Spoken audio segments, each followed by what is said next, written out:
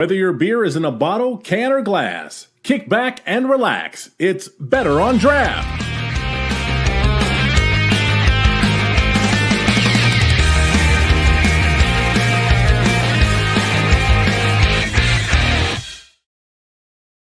Hello and welcome to Better on Draft, episode 379. Today we are talking to Broken Clock Brewing Co-op. But before we do that, I am here with Wendy. Hey, Wendy, how are you? What are you drinking? I am drinking a Ferndale Project Flight. I think it says Pattern Landing or Flight Pattern Mosaic. It is a hazy double IPA from Ferndale. I don't have my glasses today, so you have to bear with me. Okay. It's that 50 thing. Yeah, it's weird type. Yeah. Well, yes. And I am drinking today. I have a Dragon's Milk Triple Mash. That's my secondary beer. Nice. My local had this on tap, and growlers are not that expensive, so I filled up the growler. I found this cup. I haven't seen this beer in forever. I used to live right near them, and I loved Domaine DuPage, and I haven't had it for a while. But with us today is Jeremy from Broken Clock Brewing Co-op. Hello, how are you? Hello, I am well. Thanks for having me. Yeah, what are you drinking today? I'm drinking a beer that looks like whiskey, that may or may not be whiskey. Okay. Yeah. I don't think anyone would be upset with that. Whiskey too. Yeah. It's sort of an old I did kind of like a fall old fashioned. So. Did you add maple syrup to it? Is that what that? No, I used amaretto, so more of an almondy sort of, and then some orange bitters and Angostura with a overproof whiskey. Nice. That sounds like a pretty serious cocktail. Yeah, but then the real dessert will be this. This is a Penelope Rio whiskey. That's they finish it in honey in Amburana barrels, so it's got this like cinnamon honey finish to it. We were just talking about Amburana barrels with someone recently, and I can't remember who, and I'm kind of sad about that. But there's so much fun to put a beer in. Yeah, that's exactly what he said. So, and Untap has whiskey now, so you can check that in if that's your thing. Oh, I didn't even know that. Yeah, that's wild. A newer thing, and I'm still not sure how I feel about it. Yeah, well, they should have just made a separate app, but yes. So Jeremy, welcome to the show. Can you tell us a little about yourself? Why we would invite you on the show? Yeah. So we're in Northeast Minneapolis. We've been in business. Well, we opened our doors in 2017, but we're a co-op, so we started raising money in 2015. I guess the fact that we're a co-op is what kind of makes us really unique in a lot of different ways. As far as myself, I was never into the beer business until I opened up this. So did a little bit of home brewing. Was really terrible at it mostly. So decided to open a brewery, and if you're terrible at something, why not start a business around it? So yeah, go bigger. That's even right. More money into it. That's right. That's one way to look at it. Yeah. No, I've always sort of been a entrepreneur. So starting it wasn't actually the hard part. It was diving into the co-op aspect and really trying to figure out how to create a business around a cooperative model instead of a traditional business model. So, yeah. Can you tell us more about the cooperative model and how that works? I think most people are familiar with the traditional model of, how that works. Yeah. A lot of times when you think of co-ops, you think of like grocery stores a lot of times, or there's housing co-ops. Nowadays there's everything. There's rideshare co-ops, there's daycare co-ops. They're kind of all over the place. But for us, we're what's called a 308A cooperative, where we literally have 1,880 members, and they're all equal owners of the business. So it's kind of cool. If you were to walk in the co-op, you wouldn't really notice anything different. It operates very much just like a normal brewery.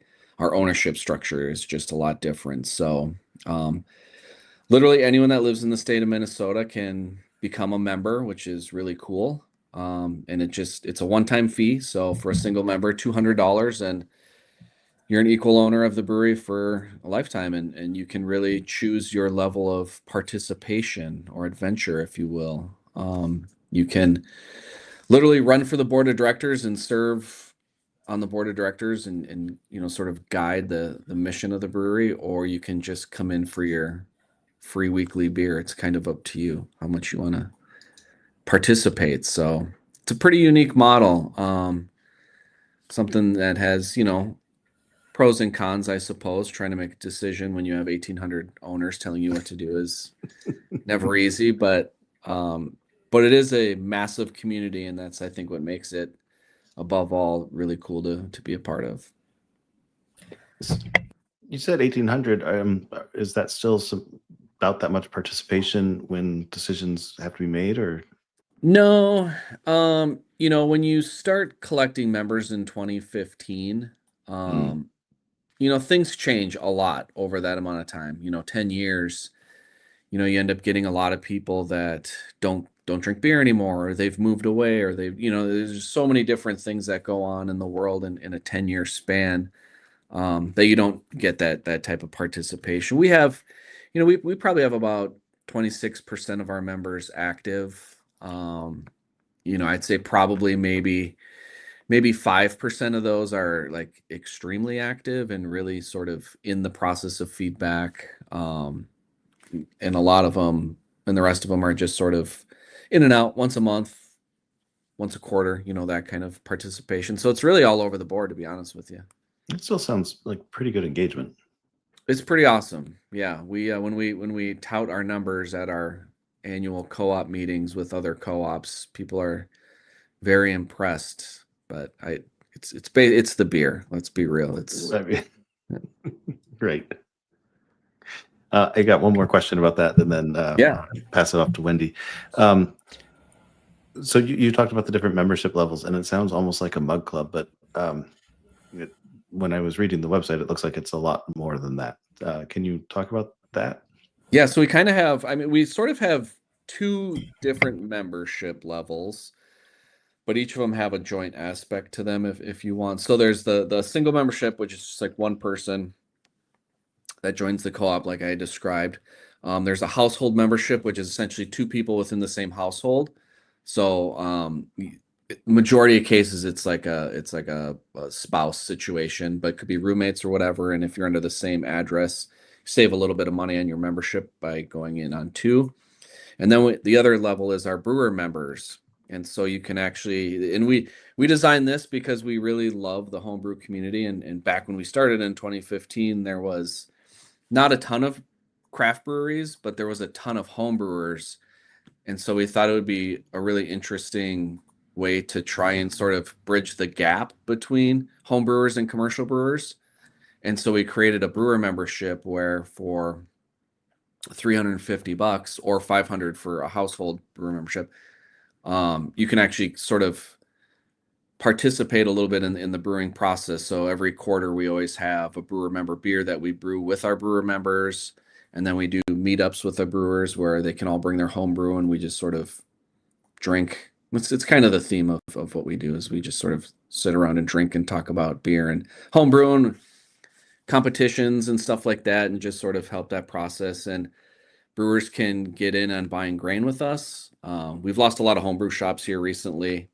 So it's kind of really hard for homebrewers to get access to grain. It's pretty unfortunate.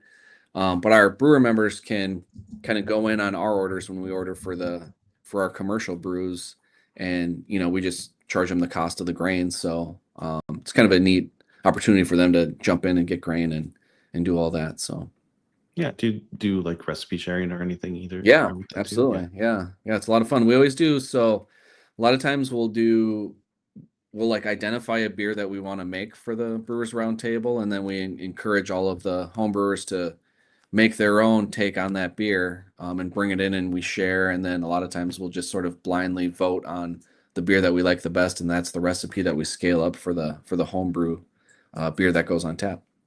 That sounds like a lot of fun. It is a lot of fun. Wendy, you can have a turn now. So what made you decide to go with that model when you started this endeavor? That's an awesome question. It actually, so I've always owned my own business up until when I moved back to Minnesota about, gosh, it must have been like 16 years now. Anyway, regardless, and I kind of moved very abruptly back to Minnesota and had to get a job. And so I got a job working in a hotel and very quickly realized how much I hate corporate America and like a job and that it just was like super deflating and demoralizing because I was, I quickly sort of got into a managerial role. And it was nobody ever had a voice. Like the smartest people in the hotel were the ones that were working with the guests every day. And they were the ones that had the smallest voice. They didn't have any opportunity to express ideas and things that could help. And it was just very frustrating, right? And turnover then becomes really high because nobody feels appreciated or anything like that. So anyway, long story longer, as we're I'm going through this process of frustration. I'm like expressing my frustrations with a friend of mine who also worked at the hotel, and we just decided we should just like start our own business because this is like awful. And so we found ourselves. So we knew. So really, starting a co-op was the first idea. The brewery came second. And so we were kicking around any idea that we could to incorporate the cooperative model because we really felt that was the one way that we could allow all the employees to have an ownership piece, the community to actually have a say in the business, and really kind of give a voice to everyone that wants to participate in what we were putting together and what we were doing. And so we kind of found ourselves always meeting at breweries to have these like brainstorming sessions on the type of business or the actual business that we wanted to do. And then one day one of us was just like, oh, well, we should just start a brewery so we can actually get free beer instead of like spending all this money on beer. And that was literally where the idea came from was to start a brewery because we were drinking beer at other breweries. And so that was when we kind of crafted the whole idea to do that sort of model with a brewery. And then came the research part of sort of seeing what was out there because we didn't really know if that model was being used with other breweries. And when we did the research, there was only about a half a dozen in the entire country that were practicing that model. And so it took me a little bit of time to reach out to them and just see if this was something that was actually feasible. And surprisingly, they all just like opened their doors completely up to us. And they were like, come on out, work with us. We'll show you how it's done. We'll give you everything we have in our tool chest to help you succeed as a co-op brewery. And that was kind of when we were like, okay, let's go for this. Let's try it out. It's another 7. Yeah, basically. Yeah. I think at our peak, we got up to about a dozen. I think we're back down to like 6 or so. So COVID's been rough. It's the beer industry has been rough for sure. Yeah. So how does that work with like hiring and things like that? Do you have like a manager day to day that does those types of things? Yep. So we basically have a board of directors that all the members vote on. So we have 15 seats on our board, which is too many. And then we have one racial equity chair. And so basically they sort of put this umbrella guideline. So they set the budget and sort of the bylaws for the company. And then all of that gets handed to me. And then it's my job to basically run the day-to-day operations of the business and then report back to the board on a monthly basis. So it runs a lot like a nonprofit.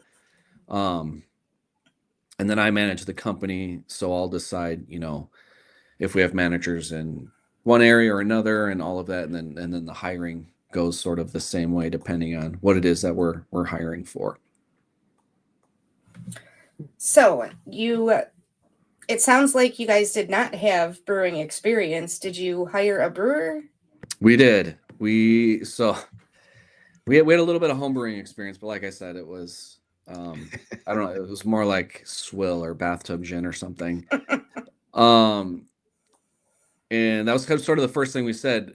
we were like, oh, we should probably hire a head brewer. And then it was like super random that like literally the next week we went to a happy hour and met our future first head brewer, who hadn't even had a conversation about it, but he was talking about how his dream was to open up a brewery someday.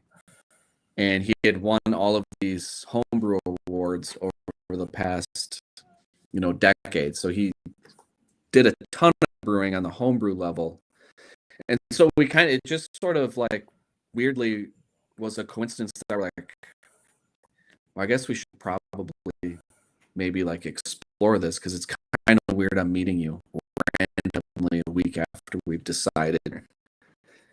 And so that was so we hired a brewer, and then once we incorporated, what we did was we had to raise money because we were called. We couldn't just go to a bank and get a loan, because they won't give co-ops loans. It's just not a thing that they do.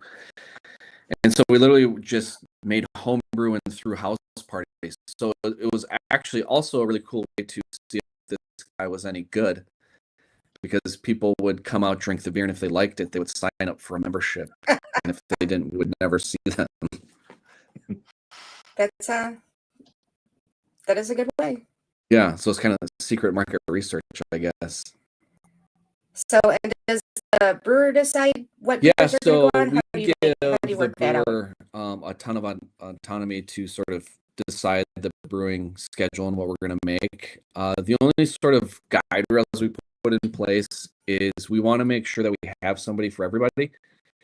With 1,890 members, we just didn't think it would be, as much as I would love to be an all lager brewery, we just didn't think that was the way to go if we wanted to be inclusive to everybody that wanted to drink beer. So we just want to make sure that we have every category covered when we make the beer. So as long as we have something hoppy, something hazy, lager, and then within those guidelines, we just say, hey, whatever you want to do, just make sure we have something for everybody. So we have about 20 beers on tap, roughly.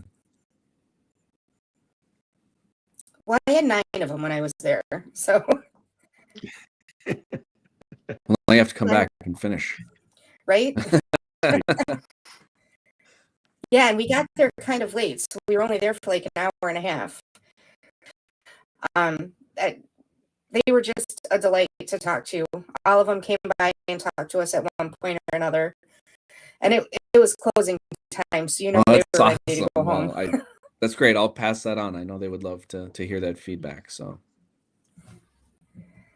and I think I was looking it up, and I'm crazy for some reason obsessed with milkshake IPAs. And you had a Hocus Flotus on. Yes. And I think that might have been the one that I thought was my favorite. But I also had a Belgian Strong Ale, the French 75, which would have spoken to me. And there's so many. I was just looking because there's so many different styles of beer that I had while I was there. So I think that's awesome that you try to keep a wide variety going. Yeah, no, it's fun, because I love all kinds of beer. After I have my first, so it's kind of nice to be able to have everything on tap. Yeah, I like it when I go in and I can get a flight and have a little sample of a lot of different things. That way, some days I might want a stout, and other days I might want an IPA. You never know with me. So, Rob, I noticed there were some beers that you looked at. I saw a few beers on tap that looked interesting. For one thing, you have 2 slushies, I guess, on tap or on slushy machine. Yeah. So is that a common thing that you guys do? And do you have like styles you put in there? Is that beer? What is in those machines? Our staff hates the slushy machines just because you have to, keep them sanitary. You got to clean them out all the time. But we rotated, so we let the staff sort of decide what they want to put in it. And we usually try to do one beer slushy and one seltzer slushy. So one of them will lean towards drinking a lot more like a beer. Like right now we have our triple berry sour inside. But when we do some more of the cocktail type beers, like the French 75 where the margarita goes up, we love putting those in there because it drinks a lot like a frozen margarita when we do that. Otherwise, we use like a 6 or 7% seltzer base, and we'll dive for them in the summer. Yeah, that's what one of the things I have in my notes was that it looks like you have a seltzer and you have flavors for aftermarket or after pouring. So do you rotate through those flavors? You just have a whole pile of the little squirt bottles? Yeah, we sort of we've done a whole variety of bringing in a whole bunch of them and letting people decide, and we've sort of narrowed it down to about 6 to 8 sort of kind of top sellers that we kind of keep in the rotation. It's interesting. And what else you can serve as a production brewery? The only thing we can serve is our own beer, and so we can't bring like wine or liquor or anything like that in. So a lot of times we get people that don't drink beer but still want to come, and so it's nice to have the seltzer, and we sell a ton of it because a lot of people come to drink beer, but a lot of people that are with those people don't necessarily drink beer. So the seltzer is kind of something that really kind of saves the day. We were talking before the show that you have THC beverages, and you said they were based on the seltzer. Yeah, is that right? Water and then whatever flavoring you add to it. We tend to use like a puree and gotcha. Non-alcoholic seltzer, or yep. So it's a non-alcoholic seltzer. So the way that it works is it's a delta 9 THC emulsion. So we can't mix alcohol and THC. So it's basically a neutral seltzer, and then the emulsion, and then whatever we're adding to it. Gotcha. Okay. Let's see. The other ones I have written down, I have Hold the Beans and ESB at 3.2%, and I am super excited for that. Like, that's so much in my wheelhouse. No, ESB. It was actually one of our employee beers. So anytime we get a new employee, they get to pick a beer and brew it with us. And this one was her beer. It's kind of funny. Her husband is British, and so they wanted to do an ESB because they love that style. You know, the nice, just low ABV malty, just great. It's a great style of beer.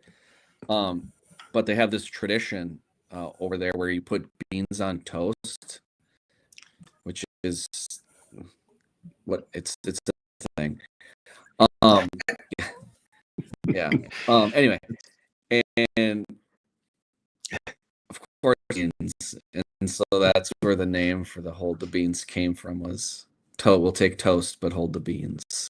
It's British food tends to look kind of goofy. Yeah, right. But I do love poutine. I realize that's Canadian, but not Minnesota. Poutine is so good, but it's goofy.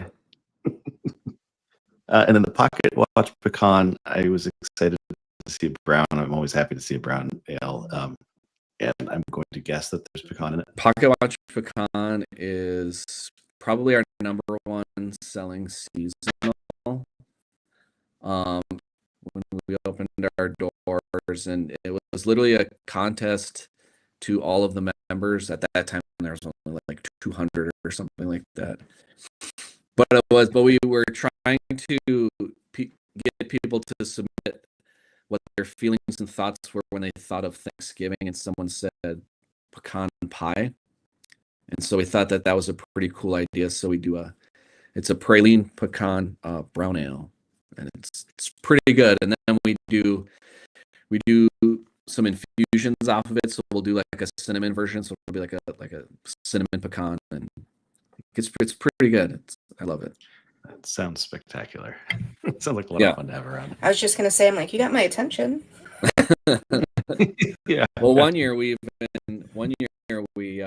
did like a 10% version and threw it in some barrels and let it age for a little bit. So that was pretty fun too. That is actually one of the questions in my notes that I wanted to ask you about was, do you have a barrel program? And it sounds like you do. We do. We do. We love barrels. So we do our traditional whiskey barrels, and we do that our Imperial Stout release every year. But we also love to do the brewers hate me because I'm like obsessed with cocktails and doing like really weird and obscure things. So our barrel brokers love me because anytime they get something weird that they don't know what to do with, they'll call me and be like, "Hey, I've got this rum barrel that was in Trinidad and Tobago and then was previously used for an Irish whiskey and then brought back, and then we aged coffee beans in it. You think you could do something with that?" And I'll be like, "Yeah, send it over." Yeah. And we'll figure something out. So for a long time we've always done these really cool kind of cocktail series beers. So we'll get like rum barrels and we'll do like a rum punch, or we'll get gin barrels and do like a French 75 or a blackberry and peppercorn saison, and age it in that. So we love messing around with barrels and doing cool things with them.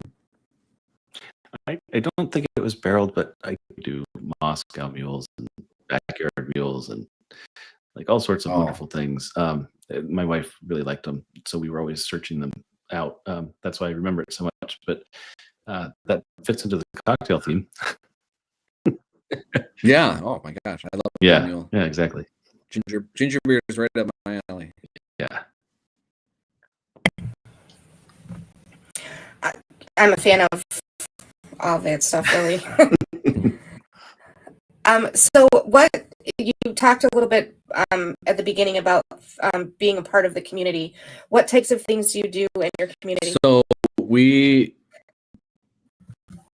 greatest thing about being a co-op is the fact that we get to spend all of our profits in the community. We don't have one or two owners that we have to satisfy and kind of adhere to that. We really get to spend as much as we make in the community. So we actually have a seat on our neighborhood's board. So in Minneapolis, each of the neighborhoods get funding from the city for community programming, and so they're run as a nonprofit, and so we have a seat on that board. So what's cool is we have the ability to kind of sit in on those board meetings and listen to different things that the community needs and the community wants, and that's where we spend a lot of our time.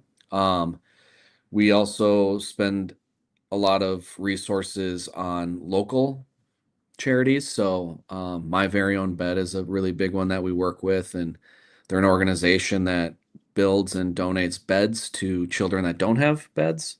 So we always do these really cool drives where people come in and they donate stuffed animals and bedding and all this stuff, and then we go out to the facility and we like have competitions to build beds and see who can build them the fastest, and then we deliver them.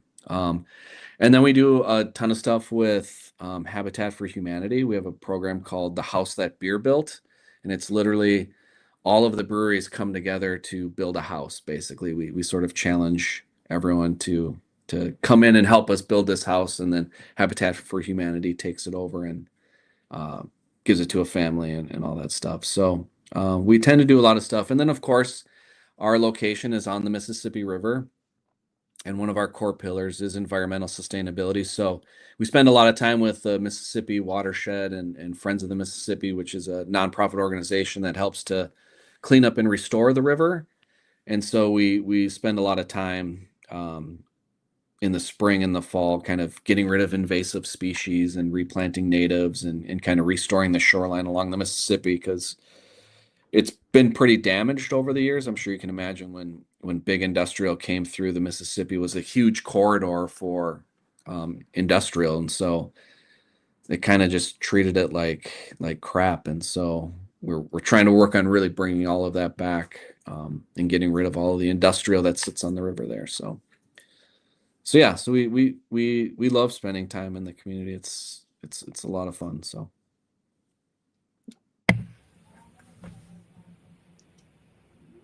Oh, sorry. I just had a thought totally leave my head. I'm sorry. So I absolutely love all of that stuff. What is it like when we visit your tap room? Can you kind of walk us through it a little bit? Give us the insight on how it feels when you walk in. Yeah. So I'll go back to the beginning. I tend to do that. I don't know why. I don't know. I'm just whatever. Stop me if I'm ever too long-winded. Nope. So when we were building the tap room, we wanted to make sure that we took into consideration all of the feedback from the members. And so when you walk into the tap room, what you're actually seeing is what the majority of all the members wanted to see. And so there's a lot of very different things inside. So when you walk in, you'll see a huge row of pinball machines. So many pinball machines that it's become so popular that we're sponsored by Stern. And Stern spends marketing money to promote our tournaments. But people wanted to see gaming, and so we have a ton of pinball machines. You'll see a whole bunch of different tables. So you'll see 4 top tables, you'll see 6 top, and you'll see 12-person tables because people wanted a variety of seating for anywhere from 2 people up to their whole family coming in. And then they also wanted to see comfortable seating. So we actually have like these vignettes where there's couches and chairs. And so it's more of a kind of like a living room type setting. And it's a little more comfortable in that regard. And then we have a kids area. So like we have so many families that come, and you know, I know we didn't want to get political, but kids in tap rooms are very political. Yeah. So That's the kind of politics we get into a lot. Yeah. It's a little polarizing sometimes. But we have a ton of families, and they really wanted to feel like they were also welcome. And so we created a little kids space. So when people are there with their kids, because they're going to be there inevitably, unless you say no kids, like it's an area for them to kind of hang out. And what's kind of nice is if you don't want to be around the kids, it's a 6,000 square foot tap room. So you can be on the opposite end and sort of be away from it too. A kid containment area. Yeah, exactly. Yeah. So it's a very eclectic. There's a ton of different spacing going on when you walk in. The building itself really lended itself to a mid-century modern theme. So like when you walk in, that's sort of the theme of all the furniture is it's mid-century modern. If you're into that type of stuff. When my wife told me that's what we were going with, I was like, what? Okay. Okay. Whatever that means. That decision was made, and that's good. Yeah. And then we have kind of a big parking lot out in the back that also dubs as a patio in the summer, and it sits on the river, which is really cool. We literally are one of the only breweries that sits directly on the Mississippi River. And we're hoping we're the city and the county and all of these people want us to continue to activate the river by putting in a deck that overlooks the river in a boat, an area where you can park your boats and come on up and all that fun stuff. But when you do any work on the river, you have to involve a lot of different entities, from the state to the city to the county, and actually the feds with the DNR, because the DNR handles that portion of the river. So anytime you touch the water, they have to get involved. So it's like this huge process, and we have these massive dreams to get this river deck built, but it's taking, it's going to be like a 5-6 year process in order to get the approval to even be able to do it. So and then we have a really cool, I don't know if Wendy, if you got a chance to see our event space, but we have a really, really cool vinyl lounge in the back of the brewery. It's a separate event space that we rent out, and it's literally just a really cool vinyl lounge with vinyl records everywhere and turntables, and it's kind of just something that selfishly that was my idea, and I said this is what we're doing because I love to listen to records and just hang out. So Yeah, I'm sure you could find enough members to support that. Yeah, it's been, anytime someone goes back there, they're like, oh, this is the coolest thing. I'm like, yeah, of course it is. Yeah. Exactly. Right? I saw that there is currently, and you had mentioned it briefly, but there's currently a stuffed animal drive going on. Yeah, my very own bed. So we're doing a stuffed animal drive. So oddly enough, every year the one thing that they always seem to be short on is stuffed animals. Because when you put these kits together for the kids, it comes with that not only do they get the bed, but they get this like welcome kit that has like sheets and a book and a stuffed animal and a pillow and all this stuff. And the thing that they always seem to be short on is stuffed animals. So we always find ourselves doing stuffed animal drives. So you come in and donate a stuffed animal and get a free 10-ounce beer. So Yeah, that's not too bad. I think it's a good deal. So, It's a great deal. Yeah. My mom still does. She makes quilts for kids. Oh, that's She awesome. just churns them out like a factory for kids who are in hospital, and yeah, they get quilts. Oh, that's a whole community. There's a whole quilting world out there. Yeah. There is knitting too. Knitting is. I have oh a my friend gosh. that's made like 600 hats so far this year, winter hats for people to donate. It's kind of funny if you come into. So we have a coffee shop too. So if you come into the coffee shop Monday mornings, you'll see like a group of like 20 people knitting, and it's like this knitting club that just meets at the brewery every Monday morning. It's like the weirdest thing. I mean, it's awesome, but it's like what is going on? There's like people knitting. Some of I my need friends, to find one of those so some of that I my can friends learn. freaked out when I pulled my knitting out at the bar a few weeks back. I was getting low on dishcloths, and that's the only thing I can knit. And sitting at a bar is kind of a good time to do it. Wait, you knit too? I do knit. There you go. Oh, well, if you ever come to Minnesota, you can come knit on Monday mornings with the rest of them. That sounds great. I feel guilty now that I don't knit things for kids, but I need dishcloths Right? If too. you can do a dishcloth, you can do a quilt. I can, or I could knit a hat. It's just several dishcloths put together. That's Yeah. right. I had a friend whose mom made me a quilt like that, and it was literally just squares that she had sewn together. Nice. Those are popular. We do so one of the organizations we work with is the local food shelf here, and every year we do a beer festival to raise money for the food shelf. And there's a person that makes a quilt, and what they do is they get a t-shirt from every brewery, and they make a quilt out of all the t-shirts, and it is far and away the number one bid on thing every single year. There'll be like trips to Cancun, and people will be spending more money bidding on this quilt than these trips to Cancun. So I believe it. Yeah. I have a box of shirts. So one of my biggest pet peeves is that breweries buy clothes for people who can't wear their shirts. Like everywhere you go, they have super small shirts. Everything runs small. If it's a women's shirt, it's a small. It drives me insane. Even the smalls are small. Even I have an extra large that really should be like an extra small. So that's one of my my hot spot items. I have a box of shirts that I have bought or received from breweries that don't fit. And I always say that one day I'm going to turn them into a quilt. there you go. My kids were swimmers, and it is tradition to take all of these swim meet t-shirts that you collect over the years, and when you're a senior, you make them into the quilt. The kids make them into their own quilt. It is a swimming tradition, probably a tradition in other sports too, but that's the one I experienced it in. So there is a long history there, long tradition of doing that. Yes.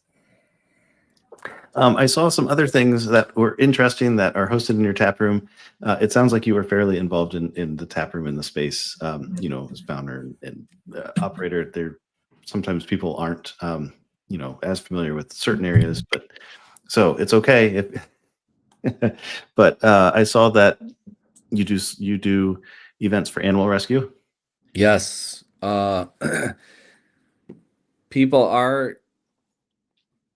our customers are obsessed with dogs. And in fact, I think we love dogs more than people. I'm almost certain that's the case. Fair enough. Where we are. And so we do a ton of different dog things, ton of different dog events. We do every summer, we do a music festival where we close down the parking lot, bring in a big stage and kind of do the whole shebang. and we do that with an animal rescue organization. Yeah, we love our dogs. We do photos with Santa and dog costume contests. Like literally, there's so many things around dogs. And when we were looking at bringing in food, we're literally shaping how we do our food program on how we can do it while still allowing dogs. So we're literally looking at buying our own food truck, even though we have the ability to have food in a kitchen within our space, but we wouldn't be able to have dogs. So we're looking at building a food truck outside of the building so that we can have food and still allow dogs. That's how much we love dogs.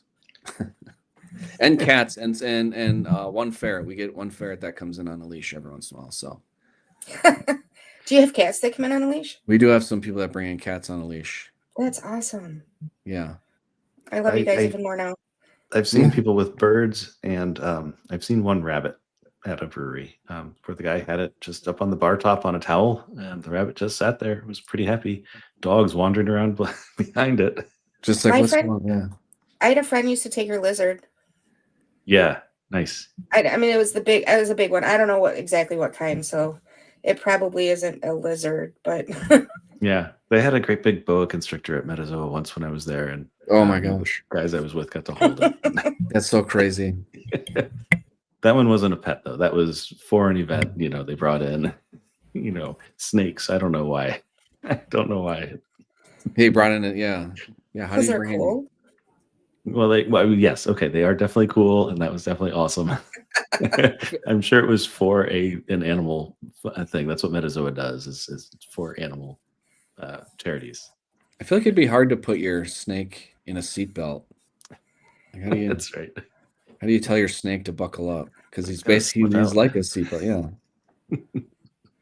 Well, they'd have to bring him in a carrier, right? Yeah, probably. I would. Now I'm honestly thinking about it. That's not. It was supposed to be a joke. Yes.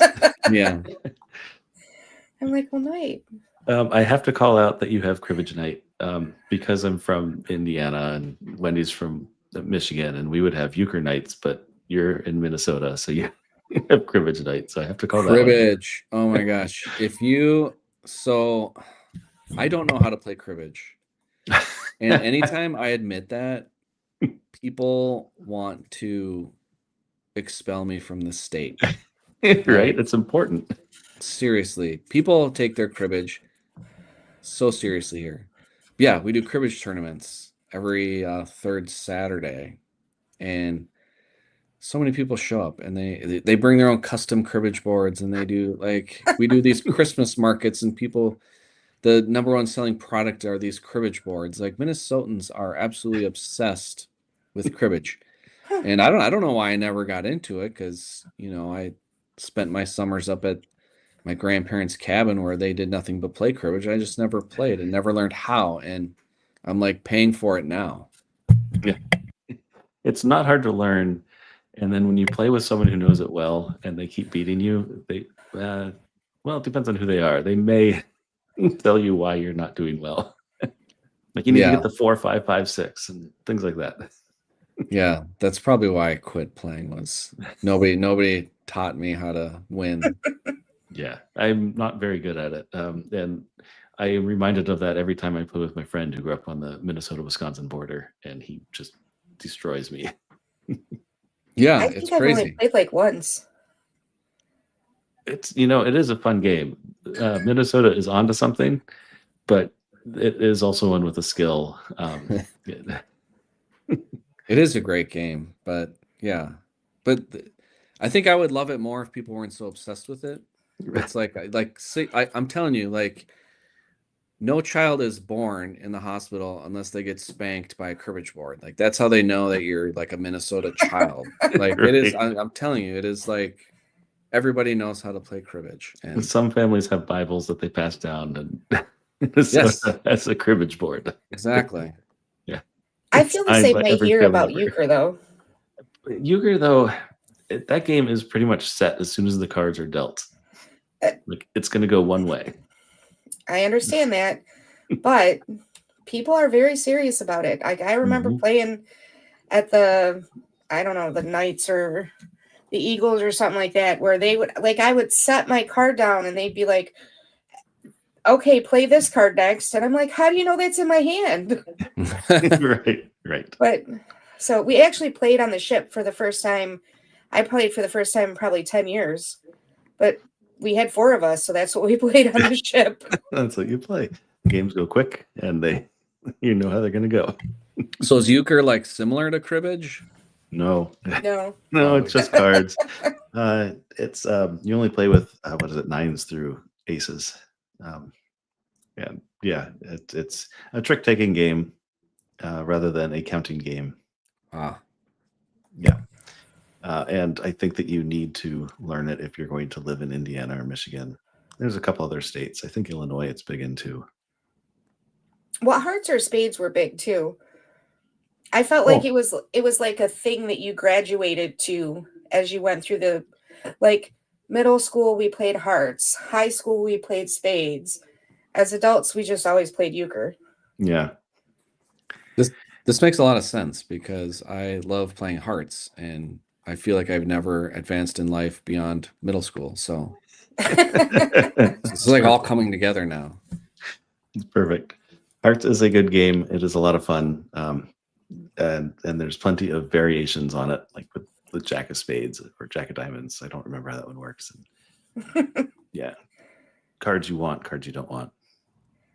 Yeah, I don't think I played either of those since like middle school and high school. I do. So to get back to the topic at hand, Sorry. We get sidetracked easy too. I was very interested in the happy hour support group. Yes. Mental health is such a stigma still. But yeah, we started doing that really kind of around COVID. It was, I don't know what your state was like when the shutdown, but we were like most states, couldn't congregate, couldn't come together, couldn't do a lot of things. So the brewery was closed with the exception of some takeout stuff. You could come by and pick up takeout from your car and all that. And so we were doing like hangout groups on Zoom. And so it was just like, 30 or 40 people on a Zoom call, just hanging out, doing kind of what we're doing tonight, I guess, really. Yeah, right.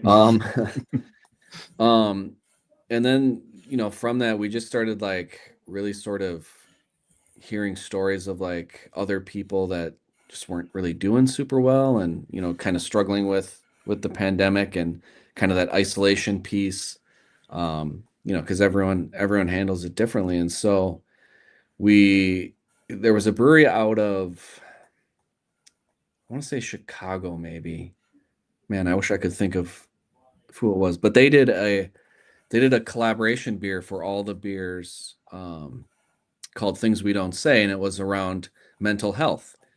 And so it was a collaboration beer that everyone could do, and then you got to choose an organization that you worked with. And so what we ended up doing was, from that, we just sort of kind of kept it going ourselves. And one of the pieces that we incorporated with it was the kind of happy hour support hangout, in which there's no programming around it. There's no expectation or anything. It's just sort of an opportunity that once a month you can just kind of come and hang out and talk or don't talk, but just kind of be around people, with the idea that like mental health is and always will be a struggle, and it's like cool, you're like you're in a safe spot. It's cool. Whatever, talk or don't talk, but just know that we're here. Yeah, nice. I would go to that. Yeah, it is really cool. It's Possibly lighter. I saw something about the Urban Bird Collective. Oh, this is a Which new got my thing. attention. Yeah, that's a new thing. So it was so funny when they first approached us. They actually approached us because it was like a referral from another nonprofit that we had done something with, and they were looking for someone to partner with on someone, and they kind of reached out to us and we're like, oh yeah, this sounds really cool. We don't know anything about bird watching, but this is cool. And so we like they were talking about coming in and making a beer with us, and our head brewer Sean, he's like, well, it's just so you know, it's really boring, right? Like you can come, like they're like, what time should we come? And we're like, oh, come about 10 o'clock, because that's kind of when all the action happens, right? Because most of the time Watch the brewing water beer is boil. actually, yeah, it's pretty boring. And they're like, and he's like, how long do you want to come and be there? And they're like, well, we'll be there. We can be there the whole time. And he's like, well, I'll be honest, it's really boring. I don't know if you're gonna have very much fun. And the lady, without hesitating, she's like, we're bird watchers. Trust me, we get it. So yeah, they're just like a collective of bird watching enthusiasts that are trying to grow their network. And we're like, I mean, we'll partner with anyone almost. I was at Ashton Elm here in Indianapolis, which is a cidery downtown. Quite like their cider. So if you're into it in Indianapolis, I can strongly recommend it. But we were there for a birthday lunch, and somebody set down their bird watching placard thing on the table near us. And apparently he does every 3 months, he does a bird watching tour. I can't remember. It's like Feathers and Pints or something. I can't remember the name of it. Wow.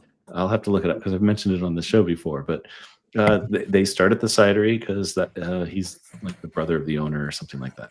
And so they get some cider there. They learn about birds, and then they get in beer buses, go to wherever they're going to watch birds. This time it was April, and the weather was February. The weather was kind of cold. So they went to one of the parks has a nice ornithology center. They went there, and then they took the bus to a brewery, a relatively new one, just south of there, and then back to the cidery. So that was kind of that's their thing. They do that, or they walk trails if the weather's nicer. Go look at birds, and he guides them through it. That's pretty cool. Yeah, I'm so jealous. I haven't done it yet. I haven't done it yet, but I'm pretty sure I will do it at some point. Yeah, we used to have a bald eagle's nest in our back of the brewery, and so you got to see them, kind of twice a day. Because if you know anything about bald eagles, they're pretty lazy animals. But twice a day you'll get to see them fly, and so people would just like sit out there and wait for them to take flight for the one time for the day or whatever it was. That's right. Oh, you could have done that as a fundraiser. You could have put a camera on it. I know, that would have been such a great idea. Yeah. Damn, maybe they'll come back. Yeah. Maybe. It's hard. Is the nest still there? The nest is not there. Oh. Yeah. It's hard to build those kind of nests. They're huge. They're big. They're big. I'm a huge fan of bird watching. That's one of my friend says that I'm starting to get old lady habits because I can and I bird watch, and I'm not really a birder. Like, I'm not hiking through the forest looking for birds, but I do plant stuff in my yard and bring out specific bird feed to try and entice birds to my yard. I did recently send my friend a video of the large woodpecker. That's what I sent it to him as. I said, look, I saw the large woodpecker on a tree. I guess it's the pileated one, because there's also the downy, which is the little one. And it's just little and it's cute or whatever. But the large one, those things are big. Yeah. He's like, what did I get into? Right. I thought this was a beer thing. Let's go back to the beer. What beer are you looking forward to brewing next? That's right. It's actually a woodpecker beer. Uh-huh. We call it pileated. That's perfect. It'd be even better if I knew what pileated actually meant. Yeah. Right? I don't know either. It's something to do with coloring, but I don't know. You showed off your can of your THC beverage, and it had art on it. And so I would like to ask about can art. Yeah. So my wife actually does the majority of the can art for the brewery. We always tend to put her in a really tough spot, because we'll come up with a beer style and sometimes a beer name, and usually none of it makes sense. And so we then give it to her and say, hey, we're doing this type of beer and this is the name. but there's no guidance. And so she'll be like, well, is there any guidance? Is there any, what were you thinking when you came up with this name? Most of the time we're like, I don't know. We had already had 3 beers. And we're like, I don't know. It's just this. And so then she has to just figure it out. And so it's always like, oh, here's what we got. And depending on what was in people's heads, they either were like, oh, that's exactly what I was thinking. Or they're like, whoa, that's different. Yeah. And we just sort of go from there. But yeah, she does the majority of the artwork for the brewery. Sometimes when we do collabs with other organizations, they'll have an art department and people that like to do it. Specifically, a lot of the nonprofits, they'll do it, and it's kind of a unique way for them to show off. Then that they look, I made this logo for this beer can. Check it out, this label, But for the most part, we actually, when we started the co-op, we actually originally had this idea of letting our members that were different members that were artists do all of the artwork. And so every piece of every label would be different. And I think that lasted about 3 or 4 beers when it just became super hard for people to stick to deadlines, and then getting files in a format that would actually work instead of a hand painted drawing saying, here. Right. Like, what? I don't know how to do what this. I made for you. How do I scan this in? Yeah. So we learned very quickly that wasn't going to work the way that we wanted it to. But so if you could scan that in, it would work really well as artwork on the wall. Yeah. Oh yeah, my gosh. And it did for a while. We actually, going way back before we even had labels and cans and all that, we used to literally just give people a canvas and they would paint the artwork on that canvas, and then we would just put that up on the wall as the beer that it was. Of course, we only had 5 beers at a time, so it was very easy to do that. But yeah, that's how we originally did it. I'm going to Gary McCray in the chat had 3 questions, but I'm going to jump to the last one because I quite enjoy it, and it's leading into the end of the show anyway. But he's asking, in your vinyl room, what are you spinning? Oh man, that is the greatest question we've gotten all night. So I am a huge fan of jam bands, funk and soul. So you will almost always find something like that. So Grateful Dead is playing a lot, Buffalo 72 or something like that. I love Dave Matthews Band. I have every album. But I also love funk and soul and old school hip hop. So Public Enemy, Chuck D, DJ Kool Herc, stuff like that. Kind of way back in that kind of hip hop. And then funk. We just went to Galactic last night, and haven't seen them in forever. So that's typically what's spinning. If I'm working, I'll throw on some jazz. I have a ton of jazz, so kind of a lot of the Blue Note jazz stuff is also spinning quite often. Nice. Gary appreciates the answer. I will. That one. I had to laugh when you mentioned Dave Matthews Band because I have a friend that is a huge Dave Matthews fanatic, and I told him he's a jam band, and he goes, "No." Oh. And 2 weeks later, he's like, "You ruined my life. I listened all the way home from Indianapolis, and he's a jam band." I'm like, "It's okay. You can that. You can still like them. Yeah. You can still like them." Yeah. Speaking of funk, though, have you ever heard of the band called Pimps of Joytime? No, but it sounds amazing. Look them up. Pimps of Joytime. Okay. One of the best bands I have ever seen live. I first saw them at a festival, and then I have gone to see them at a couple of different breweries when they come through Michigan. But they're amazing. I absolutely love them. You should check them out. I'm going to. I love it. Thank you. That's a great recommendation. Sounds good. We are getting into the final minute. We're past the final minute, but we're into the end of this show where we tend to ask questions not beer related because we were totally on topic this whole episode. Oh, this was supposed to be about beer. Sorry.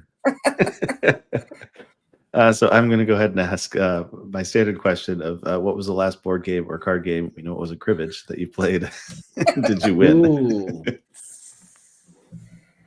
Utter Nonsense, I think, was the last. So it's like it's kind of like a Cards Against Humanity, but you just use accents. Okay. I was thinking of a different game. I was thinking of the one where you sound out things and people have to guess what you're actually saying.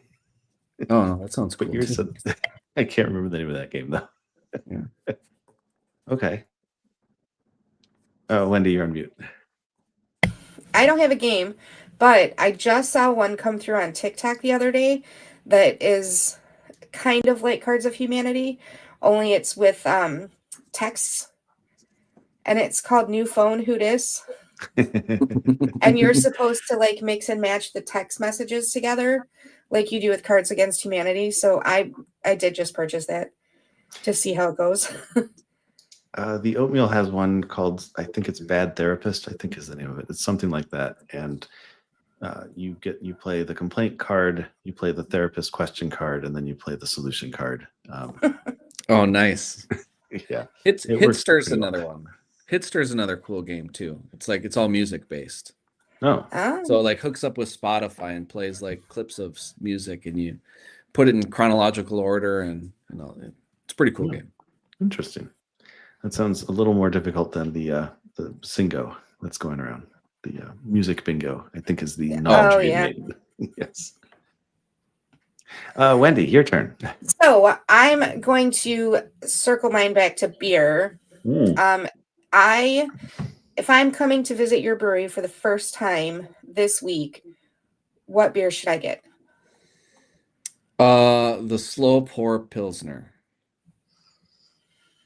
Yeah, that's what I say. So we do a handful of lagers, and one of them is on our side pull. It's actually a northern German lager that we collaborated with a German bread house that's in our building with us, and we put that one on our slow pour line, and I think it's pretty awesome. It's well worth the 6-minute wait.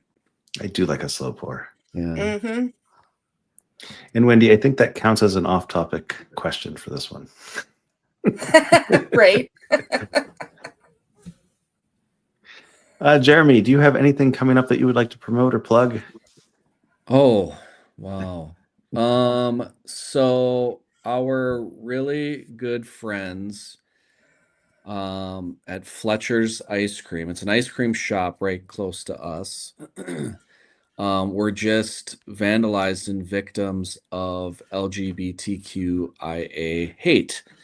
They threw a couple of Molotov cocktails through the window. And so we collaborated with them to do a really awesome ice cream and beer collab where we made a beer and then we used that beer to make an ice cream with them. And so next Friday, we're releasing it's called Milk and Cookies. And so for $30, you get a 4-pack of beer and a pint of ice cream. And then we donate proceeds to organizations in the LGBTQIA plus community. So that's really cool. We got coming up, and they make the best ice cream. And if you ever go into like those nice ice cream shops that like smells like waffles and ice cream, it's like the best smell on the planet besides brew day. Yeah. Man, that malt. So that's coming up. So that's a pretty cool thing, and a great way to help show support for people that suck and do stupid stuff, and Yeah, that's good cause to support a sucky reason to have to do it. Yeah, yes, for sure. Yeah. One quick question. Oh, go ahead. I don't really have anything to promote, but I do have one quick question. Do you guys distribute your beer anywhere, or do you have to go to the brewery to get it? We have distribution in Minnesota. We're pretty much Minneapolis. We have a couple accounts up towards the Brainerd Baxter area, which is about 3 hours north of us. We're pretty much primarily in the Twin Cities for distribution, and we do in-state only. We're a pretty small brewery, so we don't really produce enough to justify getting a federal license to go across state lines and stuff like that. It also, as a co-op, it doesn't make a lot of sense for us to necessarily do it. So, but we do have limited distribution in the Twin Cities. Yeah, that next state over is Wisconsin, and that's a tough one to penetrate. It is. Beer. Yeah. They do like their beer though. They do like their beer.